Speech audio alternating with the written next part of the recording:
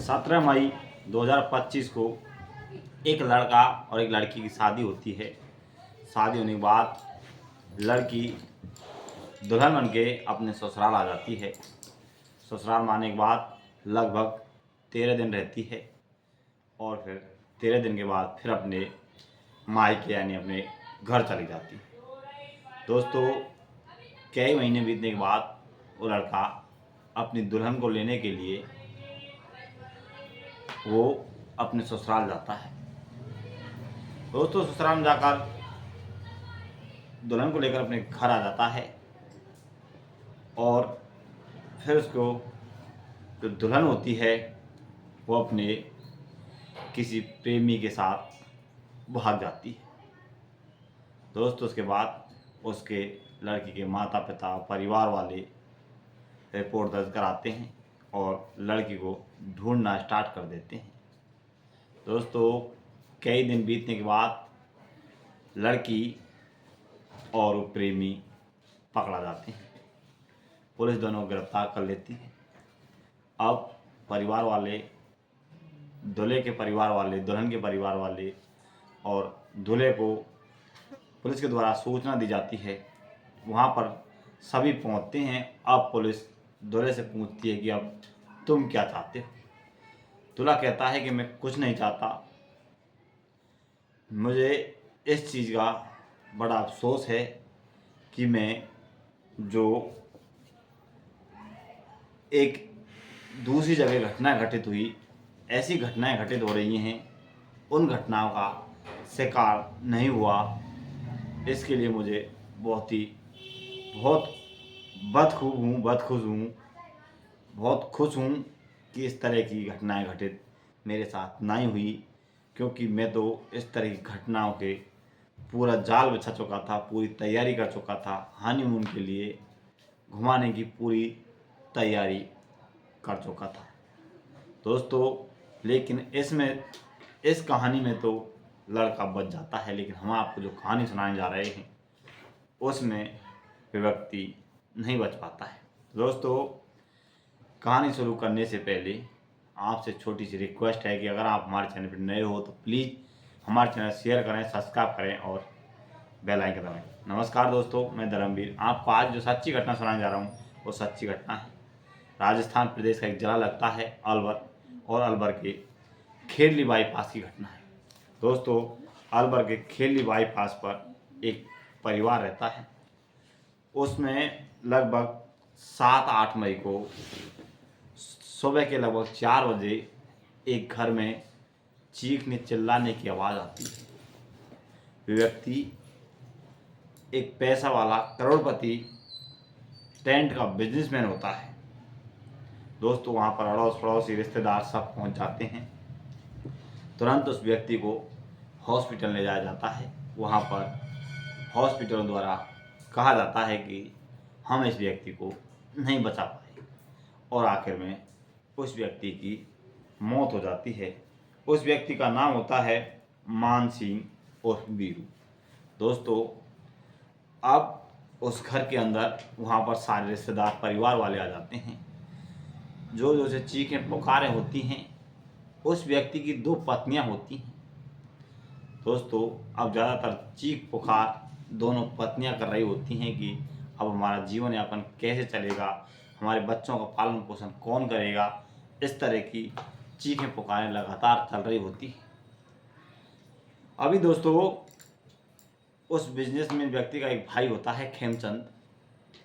उसे कुछ शक होता है, क्योंकि दोस्तों जो व्यक्ति था उसका दांत टूटा हुआ था, मरने वाले व्यक्ति का दांत टूटा था, इसलिए उसे कुछ शक होता है और वो नज़दीकी पुलिस स्टेशन में जाकर रिपोर्ट दर्ज कराता है।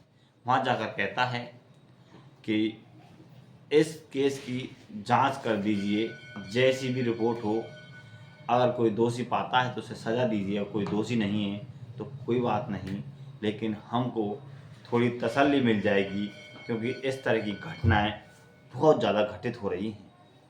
दोस्तों, इसके बाद पुलिस अब अपनी टीम गठित करती है। एसएसबी 15 सदस्यीय टीम गठित करती है और अब जगह जगह उसकी तलाश शुरू कर देती है। लगभग 150 से ज़्यादा सीसीटीवी फुटेज खंगाले जाते हैं। कम से कम 100 व्यक्तियों को बुलाया जाता है, उनसे लगातार पूछताछ की जाती है। रिश्तेदार हो, मिलने वाले हो, या अड़ोस पड़ोसी हो, या कोई दुश्मन हो, सभी को बुलाया जाता है, सभी से पूछा जाता है, लेकिन कोई भी सुराग नहीं मिलता है। दोस्तों, कई दिन बीतने के बाद अब CDR आ जाती है, क्योंकि पुलिस सारे कॉल डिटेल्स, नंबर्स आदि सब वगैरह निकाल जा रहे थे। तो दोस्तों, उसमें पता चलता है कि जो उस बिजनेसमैन व्यक्ति की दूसरी वाली जो पत्नी होती है, जिसका नाम होता है अनीता, उसकी कॉल डिटेल्स एक कचौरी वाले से मेल खाती है, और वो भी कॉल डिटेल्स पिछले लगातार 4 सालों से इस बारे में पता चलता है कि पिछले 4 सालों से लगातार वो उस व्यक्ति से संपर्क में है जो एक कचौड़ी की दुकान करता है। उस व्यक्ति का नाम होता है कांसीराम उर्फ कांची। दोस्तों, अब पुलिस उस व्यक्ति की दूसरी पत्नी को गिरफ्तार कर लेती है। उससे पूछा जाता है कि तुम्हारा कांसीराम से क्या संपर्क है। वो महिला जो एक परचूनी की दुकान करती है, उसका बहाना मार देती है, कहती है कि मेरे इस दुकान का ग्राहक है, इसलिए मैं इस तरह संपर्क में रहती हूँ। पुलिस पूछती है कि आखिर तुम इसी व्यक्ति से इतना संपर्क में हो, या फिर एक ही व्यक्ति है क्या तुम्हारे दुकान का ग्राहक, और बाकी नहीं है का। दोस्तों, इस तरह उलझन में डलने के बाद अब पुलिस अनीता को गिरफ्तार करके अब उसे पूछताछ शुरू कर देती है। काफ़ी देर पूछताछ करने के बाद अब सुनीता पूरी तरह टूट जाती है, बिखर जाती है, और अपना गुनाह कबूल कर लेती है। और अब एक एक करके सारी कहानी बताती है। वो कहानी बताती है, कहती है कि जब मैंने परचूनी की दुकान रहा करती थी, परचूनी की दुकान चलाया करती थी, तो मेरे पति को इस बारे में पता चल जाता है। दोस्तों, उस अनीता को मर्दों की लत लग चुकी थी। दोस्तों, जो मान सिंह है, इससे पहले किसी और व्यक्ति से संपर्क में थी। वो मान सिंह के बाद अब इस कचौड़ी वाले के संपर्क में आ जाती है। वो बताती है कि मेरी दुकान पर अक्सर जो ये कांसीराम होता है, परचूनी का सामान लेने आता था। हमारे संपर्क के बारे में हमारे पति को पता चल जाता है। वो मना करता है कि तुम्हारी दुकान पर कांसीराम नहीं आएगा। दोस्तों, कांसीराम रुक जाता है, लेकिन अब कांसीराम और जो अनीता है, दोनों प्लान बनाती है कि अब हमारे बीच में जो ये पति बनकर आड़ बनी हुई है, इसको हटाना होगा, जब भी हम मिल पाएंगे। दोस्तों, इसके बाद अब दोनों खौफनाक तैयार करते हैं, और जो मान सिंह होता है अपनी दूसरी वाली पत्नी के पास जाता है।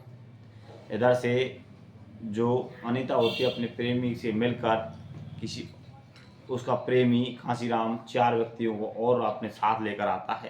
पहले बैठकर शराब पी जाती है, शराब पीकर अब चारों आते हैं, और चारों पांचों मिलकर उसकी हत्या कर देते हैं। कोई पैर पकड़ता है, कोई हाथ पकड़ता है, कोई तकिए से गला दबाता है। दोस्तों, उन सभी से बचाने के चक्कर में, हाथापाई होने के चक्कर में मान सिंह के मुंह पर घूंसा लग जाता है, उसका दांत टूट जाते हैं। इससे दोस्तों उसके भाई को, खेमचंद को, शक होता है। दोस्तों, इसके बाद पुलिस अनीता और उसके 1-2 साथियों को गिरफ्तार कर लेती है।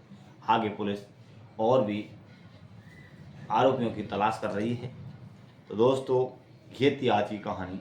अगर ये कहानी आपको अच्छी लगी हो और आप हमारे चैनल पर नए हो, तो प्लीज़ हमारे चैनल शेयर करें, सब्सक्राइब करें और बेल आइकन दबाएं। दोस्तों, इस घटना को सुनाने का उद्देश्य किसी को परेशान करना नहीं, किसी का दिल दुखाना हमारा उद्देश्य है। आप सचेत रहें, जागरूक रहें, इसलिए हम आपको इस तरह की वीडियो कहानी लेकर आते हैं। आगे भी इस तरह की वीडियो कहानी लेकर आते रहेंगे। जब तक बने रहिए हिंदुस्तान क्राइम न्यूज़ चैनल पर। जब तक के लिए नमस्कार, जय हिंद, जय भारत।